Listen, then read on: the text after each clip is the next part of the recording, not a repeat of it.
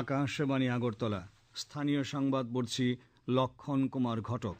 এখনকার বিশেষ বিশেষ খবর হলো, মুখ্যমন্ত্রী অধ্যাপক ডাক্তার মানিক সাহা বলেছেন, প্রধানমন্ত্রী নরেন্দ্র মোদীর নির্দেশনায় রাজ্যের সার্বিক উন্নয়নের জন্য রাজ্য সরকার আন্তরিকভাবে কাজ করছে। প্রধানমন্ত্রী নরেন্দ্র মোদী বলেছেন, দেশের যুব সমাজ শক্তিশালী ও সমৃদ্ধ দেশ গড়ার অন্যতম চালিকা শক্তি। অর্থমন্ত্রী প্রণজিৎ সিংহ রায় আজ উদয়পুরের উত্তর মহারানীতে গোমতী নদীর তীরে 3 দিনব্যাপী জল উৎসবের সূচনা করেন। বঙ্গোপসাগরে নিম্নচাপ ও ঘূর্ণাবর্তের প্রভাবে রাজ্যে দিনের তাপমাত্রা বেড়ে গেছে। মুখ্যমন্ত্রী অধ্যাপক ডাক্তার মানিক সাহা বলেছেন, প্রধানমন্ত্রী নরেন্দ্র মোদীর নির্দেশনায় রাজ্যের সার্বিক উন্নয়নের জন্য রাজ্য সরকার আন্তরিকভাবে কাজ করছে। বিজেপির কাঞ্চনপুর মণ্ডলের উদ্যোগে আইএসবিটি প্রাঙ্গণে এক জনসভায় তিনি একথা বলেন। রাজ্যের বর্তমান আইন শৃঙ্খলা নিয়ে তিনি সন্তোষ প্রকাশ করেন। শিক্ষা, স্বাস্থ্য, কৃষি সহ বিভিন্ন ক্ষেত্রে পরিকাঠামোর উন্নয়নে রাজ্য সরকারের গৃহীত পদক্ষেপ সম্পর্কে মুখ্যমন্ত্রী বিস্তারিত উল্লেখ করেন। সভায় উপস্থিত ছিলেন মন্ত্রী টিঙ্কু রায়, বিকাশ দেববর্মা ও সান্ত্বনা চাকমা, বিধায়ক যাদবলাল নাথ, প্রাক্তন সাংসদ রেবতী ত্রিপুরা, বিজেপির উত্তর জেলা সভাপতি কাজল দাস। উল্লেখ্য, দুদিনের উত্তর জেলা সফরে মুখ্যমন্ত্রী আজ দুপুরে কাঞ্চনপুরে এসে পৌঁছান। এরপর মুখ্যমন্ত্রী দামছড়া মোটর স্ট্যান্ডে এক সভায় বক্তব্য রাখেন। তিনি দামছড়ার নরেন্দ্রনাথের চড়াই উৎসবে যোগ দেন। অনুষ্ঠান শেষে মুখ্যমন্ত্রী চলে আসেন ধর্মনগরে। মুখ্যমন্ত্রী আগামীকাল ধর্মনগরে বিজেপির উত্তর জেলা কার্যালয়ে এক সাংগঠনিক সভায় যোগ দেবেন। আগরতলার স্বামী বিবেকানন্দ ময়দানে আয়োজিত স্বদেশী মেলার সময়সীমা 3 দিনের পরিবর্তে 5 দিন করা হয়েছে। এর ফলে মেলা চলবে আগামী 13 জানুয়ারি পর্যন্ত। আজ মেলা প্রাঙ্গণে সাংবাদিক সম্মেলনে কথা জানিয়েছেন আগরতলা পুর নিগমের মেয়র দীপক মজুমদার। তিনি বলেন, স্বদেশী দ্রব্যাদি ব্যবহার উৎসাহ প্রদানের জন্য প্রধানমন্ত্রীর ভোকাল ফর লোকালের যে আহ্বান রেখেছেন, তারই অঙ্গ হিসাবে আগরতলা পুর নিগম রাজ্যে প্রথম স্বদেশী মেলার আয়োজন করে। মেলায় 40টি স্টলের মধ্যে 32টি সরকারি স্টল। স্বসহায়ক গোষ্ঠীর সদস্যরা তাদের উৎপাদিত সামগ্রী নিয়ে মেলায় হাজির হয়েছেন। প্রধানমন্ত্রী নরেন্দ্র মোদী বলেছেন, দেশের যুব সমাজ শক্তিশালী ও সমৃদ্ধ দেশ গড়ার অন্যতম চালিকা শক্তি। সামাজিক মাধ্যমে আজ এক বার্তায় শ্রী মোদী বিকশিত ভারত তরুণ নেতৃত্বদের সংলাপে দেশের যুবকদের সাথে মিলিত হওয়ার আগ্রহ প্রকাশ করেন। প্রধানমন্ত্রী বলেন, বিকশিত ভারত ইয়ং লিডার্স সংলাপটি দেশ জুড়ে তরুণ নেতাদের ধারণা, আকাঙ্ক্ষা ভাগ করে নেওয়ার এবং বিকশিত ভারতের দৃষ্টিভঙ্গিতে অবদান রাখার জন্য একটি মঞ্চ হিসেবে কাজ করবে। এক্সে কেন্দ্রীয় মন্ত্রী মনসুখ মান্ডভিয়ার একটি পোস্টের প্রতিক্রিয়ায় প্রধানমন্ত্রী শ্রী মোদী লেখেন, আমাদের যুব শক্তি অপরিসীম উৎসাহ ও অতুলনীয় আবেগে পরিপূর্ণ। প্রধানমন্ত্রী শ্রী মোদী আগামী সোমবার নতুন দিল্লিতে স্বামী বিবেকানন্দের জন্মবার্ষিকী উদযাপন উপলক্ষে আয়োজিত বিকশিত ভারত ইয়ং লিডার্স ডায়ালগ 2026 সমাপ্তি অধিবেশনে অংশ নেবেন।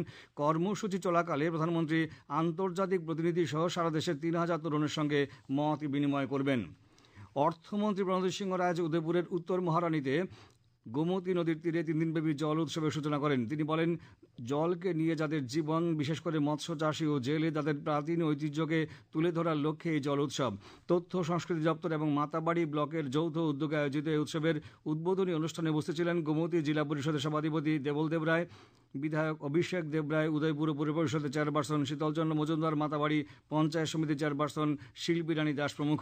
খোয়াই জেলার তুলাসীকর ব্লকের পূর্ব বাদলাবাড়ি, পূর্ব বাচাইবাড়ি এবং রাজনগর এডিসি গ্রামকে আজ বায়ু ভিলেজ 2.0 প্রকল্পে অন্তর্ভুক্ত করা হয়েছে। এই উপলক্ষে তুলাসীকর ব্লকের শীতেশ স্মৃতি কমিউনিটি হলে বায়ু টেকনোলজি দপ্তর আয়োজিত অনুষ্ঠানে বনমন্ত্রী অনিমেষ দেববর্মা এই 3টি বায়ু ভিলেজের পরিকাঠামো গড়ে তোলার জন্য 210 জন সুবিধাভোগীর হাতে 6,30,000 টাকার চেক তুলে দেওয়া হয়। তাছাড়া এই অনুষ্ঠানে 3টি বায়ু ভিলেজকে ইলেকট্রনিক সামগ্রী, মাছের খাবার, মাশরুম, বীজ ইত্যাদি প্রদান করা হয়। গ্রামীণ ভারতের উন্নয়নে এক নতুন রূপ দিতে চলেছে বিকশিত ভারত জি রামজি আইন 2025, যা গ্রামীণ মানুষের জীবন ও জীবিকায় গুরুত্বপূর্ণ পরিবর্তন আনতে চলেছে। একটি প্রতিবেদন।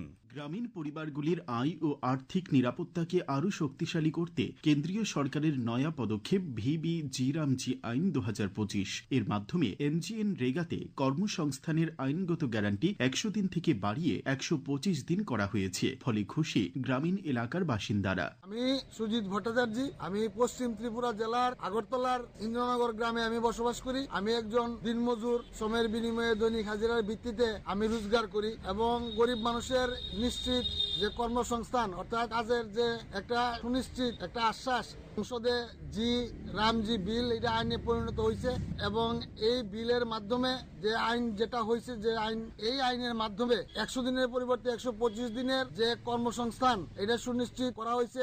এতে গরিব মানুষের খুবই উপকার হইব। তার জন্য আমাদের দেশের প্রধানমন্ত্রী নরেন্দ্র ভাই মোদীকে আমরা ধন্যবাদ জানাই। এর ফলে গ্রামে কর্মসংস্থানের পাশাপাশি উন্নয়ন, আত্মনির্ভরতা এবং উন্নত জীবনমানও নিশ্চিত হবে। মনীষ লোধের প্রতিবেদন, সংবাদ কক্ষ থেকে রাহুল লোধ, আকাশবাণী, আগরতলা। দক্ষিণ জেলার জোলাইবাড়ির পশ্চিম পিলাক দ্বাদশ স্কুলে অনুষ্ঠিত পিলাক প্রত্ন পর্যটন উৎসবে সরকারিভাবে গতকাল শেষ হলেও আজও দিনভর চলে কেনাবেচা। গতকাল রাতে উৎসবের সমাপ্তি অনুষ্ঠানে জোলাইবাড়ি কৃষি মহকুমার উদ্যোগে আয়োজিত কৃষকদের উৎপাদিত সামগ্রীর প্রতিযোগিতামূলক প্রদর্শনীতে পুরস্কারপ্রাপ্ত কৃষকদের পুরস্কৃত করা হয়। বিলোনিয়া মহকুমা প্রশাসনের উদ্যোগে আজ বিলোনিয়া পুর পরিষদ এলাকা ও রাজনগর ব্লকের রাধানগর বাজারে প্রশাসনিক অভিযান চালিয়ে ৭৫ কেজি পলিব্যাগ উদ্ধার এবং ১৩ জন ব্যবসায়ী ও ৪ জন পলিব্যাগ ব্যবহারকারীর কাছ থেকে ৭,০০০ টাকা জরিমানা আদায় করা হয়। বিলোনিয়া মহকুমা ডিসিএম সঞ্জয় শীল খবর জানিয়েছেন। এ খবর শুনছেন আকাশবাণী আগরতলা। প্রধানমন্ত্রী নরেন্দ্র মোদী আজ সোমনাথ পৌঁছেছেন। সোমনাথ স্বাভিমান পর্বে তাঁর যোগদানের কথা রয়েছে। প্রধানমন্ত্রী মন্দির প্রাঙ্গণে ওঙ্কার জপে অংশ নেবেন। প্রার্থনার পর প্রভাস পাটনের আকাশে একটি মনোমুগ্ধকর ড্রোন শো অনুষ্ঠিত হবে। আগামীকাল প্রধানমন্ত্রীর সূর্য যাত্রায় অংশগ্রহণ এবং সোমনাথ মহাদেবের পূজা করার কথা রয়েছে। এরপর তিনি আগামীকাল সোমনাথে একটি অনুষ্ঠানে ভাষণ দেবেন। এরপর তিনি ভাইব্র্যান্ট গুজরাট আঞ্চলিক সম্মেলনের উদ্বোধন করতে রাজকোটে যাবেন। আগরতলার শহর দক্ষিণাঞ্চলের স্বামী বিবেকানন্দ ক্লাবের উদ্যোগে 3 দিনব্যাপী স্বামী বিবেকানন্দ জন্মজয়ন্তী অনুষ্ঠান আজ থেকে শুরু হয়েছে। সকালে পতাকা উত্তোলনের পর বিকালে ক্যারাটে প্রতিযোগিতা হয়, সন্ধ্যায় হয় উদ্বোধনী অনুষ্ঠান। রবিবার সকালে মেগা স্বাস্থ্য শিবির সহ 3 দিনব্যাপী বিভিন্ন ক্রীড়া ও সাংস্কৃতিক প্রতিযোগিতা অনুষ্ঠিত হবে।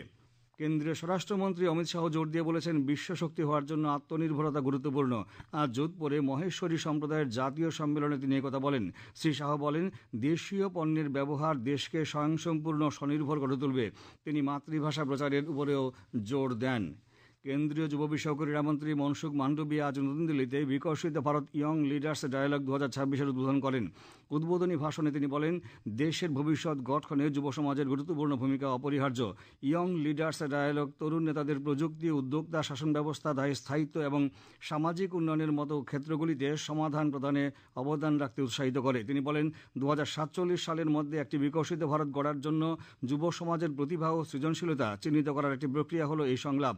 এই প্ল্যাটফর্মটি দেশে গঠনে তরুণদের সক্রিয়ভাবে যুক্ত করার ক্ষেত্রে সরকারের প্রতিশ্রুতির প্রতিফলন। বাজেট পূর্ব কার্যক্রমের অংশ হিসেবে কেন্দ্রীয় অর্থমন্ত্রী নির্মলা সীতারমণ আজ নতুন দিল্লিতে রাজ্য ও কেন্দ্রশাসিত অঞ্চলের অর্থমন্ত্রীদের সঙ্গে একটি বৈঠকে সভাপতিত্ব করেন। বৈঠকে অর্থ প্রতিমন্ত্রী পঙ্কজ চৌধুরী এবং মন্ত্রণালয়ের ঊর্ধ্বতন কর্মকর্তারা উপস্থিত ছিলেন। সংসদের বাজেট অধিবেশন এই মাসের 28 তারিখে শুরু হওয়ার কথা রয়েছে। পরীক্ষা পে চর্চায় গতবারে 3,50,00,000-এরও বেশি নিবন্ধনের রেকর্ড ছাড়িয়ে চলতি বছরে ইতিমধ্যে 4 কোটিরও বেশি অনলাইন অংশগ্রহণকারী নিবন্ধন করেছেন। সামাজিক মাধ্যমে কেন্দ্রীয় শিক্ষামন্ত্রী ধর্মেন্দ্র প্রধান আজ বলেছেন, পরীক্ষা পে চর্চা দেশব্যাপী আন্দোলনে পরিণত হয়েছে, যার লক্ষ্য যুবদের জন্য একটি চাপমুক্ত পরিবেশ তৈরি করা। ত্রিপুরা বার অ্যাসোসিয়েশনের দুদিনের বার্ষিক ক্রীড়া প্রতিযোগিতা আজ থেকে শুরু হয়েছে। এমবিবি কলেজ মাঠের প্রতিযোগিতার উদ্বোধনী অনুষ্ঠানে বসেছিলেন প্রাক্তন বিচারপতি তথা রাজ্য মানবাধিকার কমিশনের চেয়ারপারসন অরিন্দম লোধ, পশ্চিম জেলার সিজেএম সৈকত দাস প্রমুখ। বার অ্যাসোসিয়েশনের সম্পাদক কৌশিক ইন্দু জানান, আজ ছেলেদের ক্রিকেট ও মেয়েদের কয়েকটি খেলা হয়েছে। আগামীকাল ক্রিকেটের ফাইনাল সহ মেয়েদের ক্রিকেট ম্যাচ অনুষ্ঠিত হবে। বঙ্গোপসাগরে নিম্নচাপ ও ঘূর্ণাবর্তের প্রভাবে রাজ্যে দিনের তাপমাত্রা বেড়ে গেছে। আবহাওয়া দপ্তর থেকে বলা হয়েছে, নিম্নচাপ ও ঘূর্ণাবর্তের প্রভাব কেটে গেলে দিনের তাপমাত্রা পুনরায় কিছুটা হ্রাস পাবে। আগামীকাল আকাশ আংশিক মেঘাচ্ছন্ন থাকবে। আজ দিনের সর্বোচ্চ তাপমাত্রা ছিল 27 ডিগ্রি সেলসিয়াস এবং সর্বনিম্ন 15 ডিগ্রি সেলসিয়াস। আগামীকাল দিনের সর্বোচ্চ তাপমাত্রা 26 ডিগ্রি সেলসিয়াস এবং সর্বনিম্ন 14 ডিগ্রি সেলসিয়াসের কাছাকাছি থাকতে পারে। শেষ করার আগে বিশেষ খবরগুলো আরেকবার পড়ছি।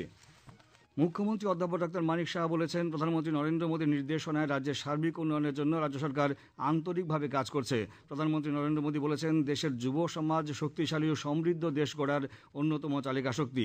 অর্থমন্ত্রী প্রণজিৎ সিংহ রায় আজ উদয়পুরের উত্তর মহারানীতে গোমতী নদীর তীরে 3 দিনব্যাপী জল উৎসবের সূচনা করেন। বঙ্গোপসাগরে নিম্নচাপ ও ঘূর্ণাবর্তের প্রভাবে রাজ্যে দিনের তাপমাত্রা বেড়ে গেছে। স্থানীয় সংবাদ